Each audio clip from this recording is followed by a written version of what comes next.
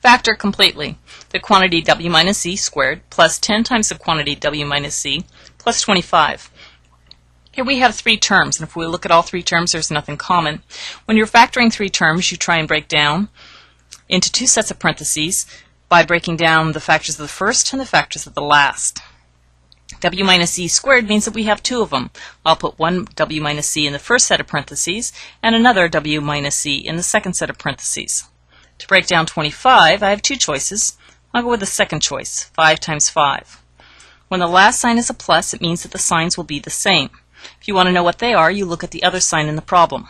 They're pluses. This is factored, and these parentheses are optional. You could write the answer w minus c plus 5 times w minus z plus 5, or even w minus c plus 5 squared. Looking at this next example, 7x minus 3y plus xy minus 21, all four terms have nothing in common. When there are four terms, I try and break it down the middle and factor out what's common. There's nothing common.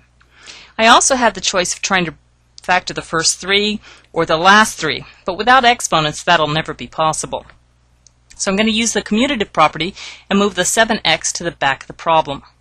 Negative 3y plus xy minus 21 plus 7x.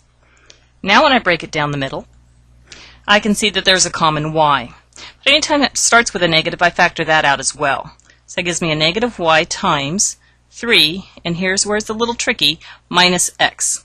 Because a negative y times this minus x will give you a positive xy. Again, looking at these back ones, I'm going to factor out what's common. And since it starts with a negative, I'll factor that out as well. Common to 21 and 7 is 3. Actually, 7.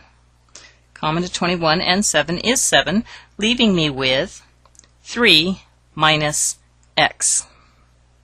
I'm going to use some pretty color here to help you see what I see.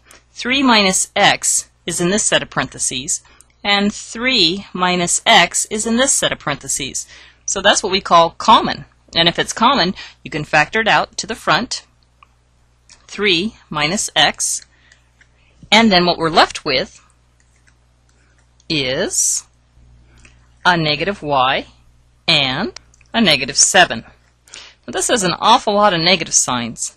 We can factor out these two negative signs to the very, very front, leaving us with 3 minus x times y plus 7. And there's one more thing. When this is written in the back of the book, they tend not to use any more negative signs than they need. So they're going to take this negative sign and they're going to distribute it to both terms inside that first parenthesis. Since these are all being multiplied together, you only get to do this multiplication once. With the distributive property, we get negative 3 plus x times our y plus 7. Now we have that commutative property to allow us to write things in different order. So I can write this as an x minus 3 times a y plus 7, which is the typical answer you would find in the back of the book. Although any one and every one of these statements we wrote previous after here is correct, and I would accept any of them for full credit on the test.